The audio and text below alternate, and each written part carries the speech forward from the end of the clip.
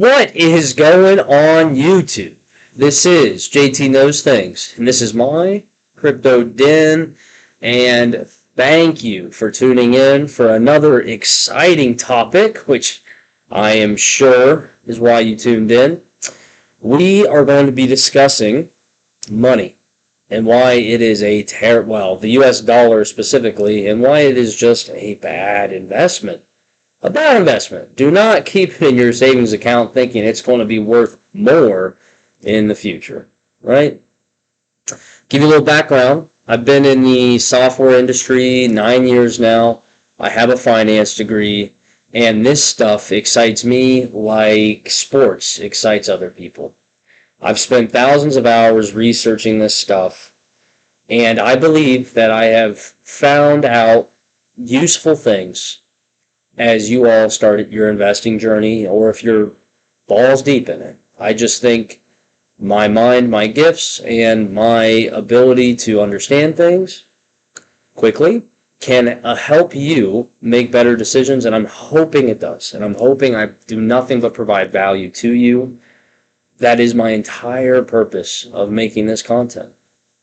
With that in mind, like, comment, please subscribe if you have not already, and if I have not earned, if you are that person, and I have not earned that sub button yet, keep coming back. I promise you I will put out a video that will add value to your life, and all I ask in return is that beautiful, beautiful, beautiful subscribe button. Turn on the bells is better, but if you don't, I'm not going to hold it against you. I know I post a lot now. So, with that in mind, today we're going to be talking about money. Money, money, money. The US dollar, baby. The moolah, the cheddar. Well, before I get to my oh-so-sophisticated drawing app, I'm going to tell you a little story. It's story time. So, World War II is going on. It's 1945, 46. We beat ass. Okay? And we're rich. The United States is rich. We are rolling, sleeping, eating gold. We got so much gold, 80% of the world's supply at the time. So when Europe and that whole part of the world just blew up, it's ruins. Like, they got nothing, right? Currencies are dog shit, right? Okay? Terrible. They decided to add some value to their native currency. They're going to peg it to the US dollar in some aspects, okay? Because we had the most amount of gold. The most amount of labor and effort put into this world yielded gold, and we own most of it. So we can basically, in the US economy, what we did is we said this piece of paper right here is the equivalent of $1 of gold. And if I were to go to the Federal Reserve, I could turn in this piece of paper and get out exactly that much gold in return, right? That's a pretty stable currency to, judge your currency on, since you don't have any gold. So fast forward 30-something years, turns out the GDP growth, or the growth of each economy, mainly the United States here, outpaced our human ability to mine gold. Nixon was put in a tie, and he decided to go off the gold standard. He said, screw it, right? We're just going to print money. We're just going to print it. It's not going to be tied to anything. That's what Nixon decided. All right, 1971, he does that. And now we have a debt economy. That is what you and I are participating in today. A wonderful, beautiful, beautiful debt economy. And I want you to understand debt, because that's what a US dollar is, baby. It's an IOU. It is debt. It is the Federal Reserve saying, I owe you $1 worth of gold, and I am good enough to repay it because I am credit worthy and you trust me. Pretty scary thought, but that's the situation we're in. So we're going to go over here again to this wonderful, wonderful, wonderful, sophisticated tool, and I am going to help you understand a very important concept. So over here, we're going to have interest rates. I want you to understand those. They're very important. And over here, we're going to have a structure, a debt structure. So up top, we're going to have the Federal Reserve. These bad boys print the money. They loan it to central banks, to which they will loan it to retail banks.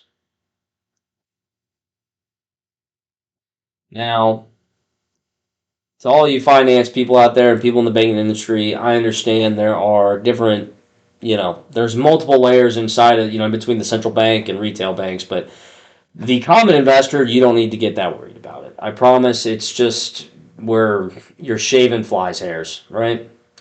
We'll call this JP Morgan, we'll call this Wells Fargo, and then we'll call this Bank of America. Okay? Now, as an example, oh yeah, sorry. And then, boom, that's going to go to you, beautiful, sexy, spirit, soul, human being, the consumer. Very exciting. Okay, I'm going to get you a little C right there.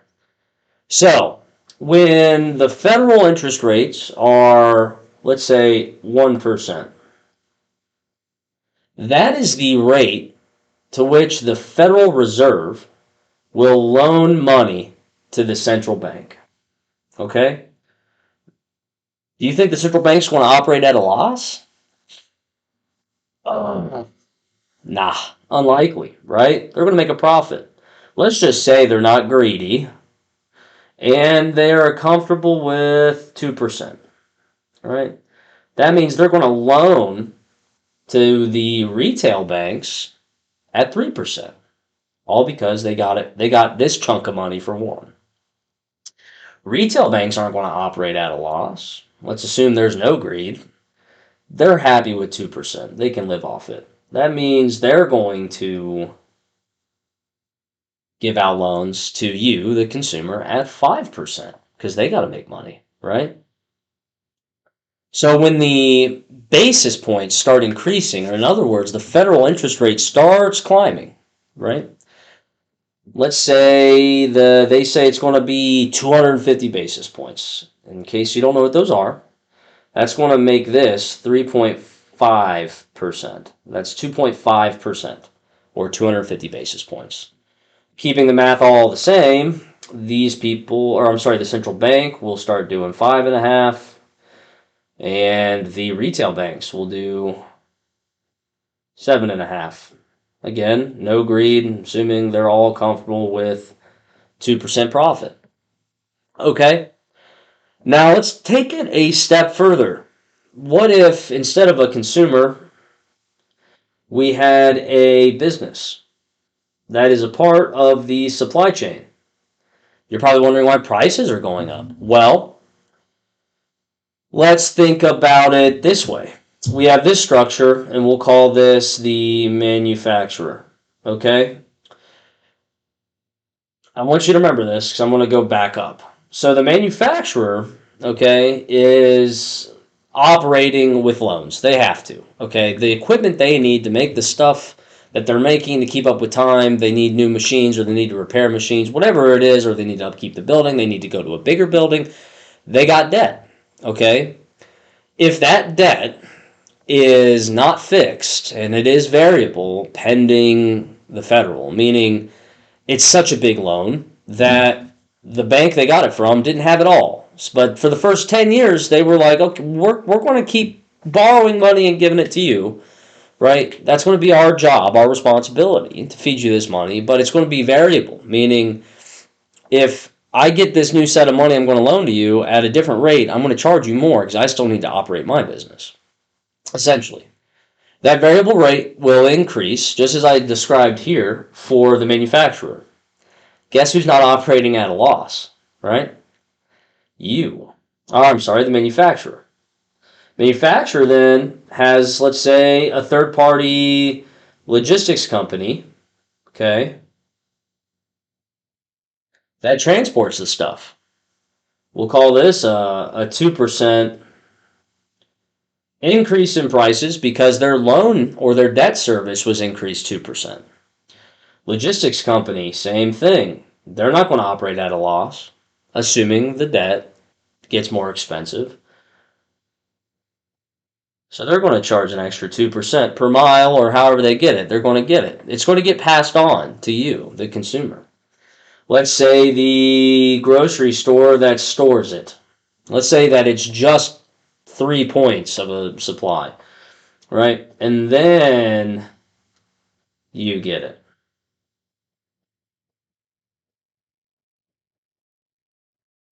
There's a lot going on here, but what I want you to understand, when the Fed goes up 50 basis points, there is potentially 8 or 9 people that are going to be passing, or 8 or 9 entities, people, however you want to say it, that are going to be passing on their new expenses for this debt to you.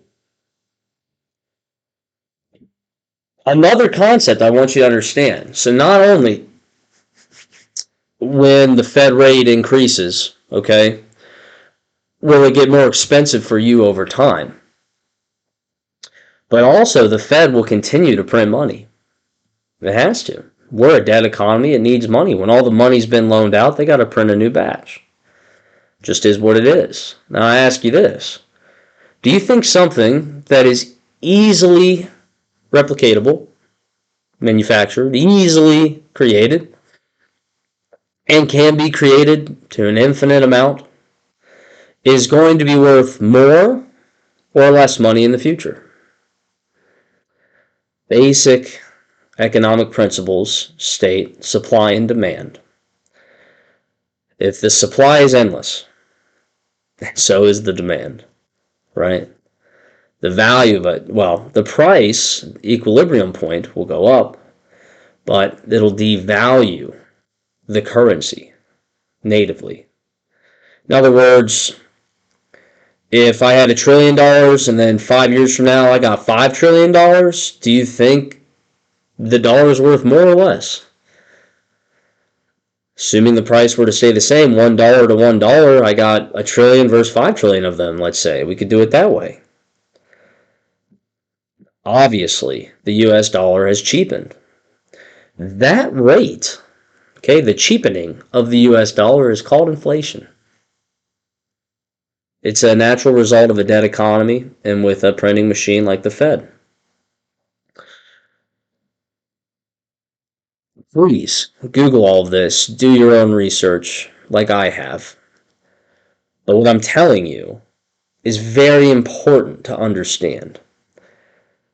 You should not have US dollar staying in your bank account. What the banks do is they take that US dollar that you worked hard for, put it into their bank, and they have fractional reserves. So what they do is they take your dollars, okay, and they toss it into the money that they borrowed, and they just loan it out to get a return. They may even take your retail money and put it in the market, getting 8-10%, and they're going to pay you 0.01%. Worse, the rich people that you may or may not like, what they do is they go to banks and they take your money to go buy real estate, to go buy businesses. They take loans from a bank. That bank's loan amount could easily be your retail dollars. So they're wealthy. They take the middle class's money that they save and they go buy more real estate or businesses or whatever else. And I want you to understand this game because it's important for you to understand that those US dollars sitting in your bank account, although they make you feel safe, they are cheapening by the day. And they will not be worth more in the future. A property will. Bitcoin will. Certain very small amount of cryptocurrencies will. But ultimately, US dollar, not so much. So please, for the life of you and your family and everyone you love, do not hodl. Do not hold the US dollar, baby. Put it to work and let it work for you. That is my message today. I thank you all so much for tuning in and listening to my shenanigans, although very important stuff.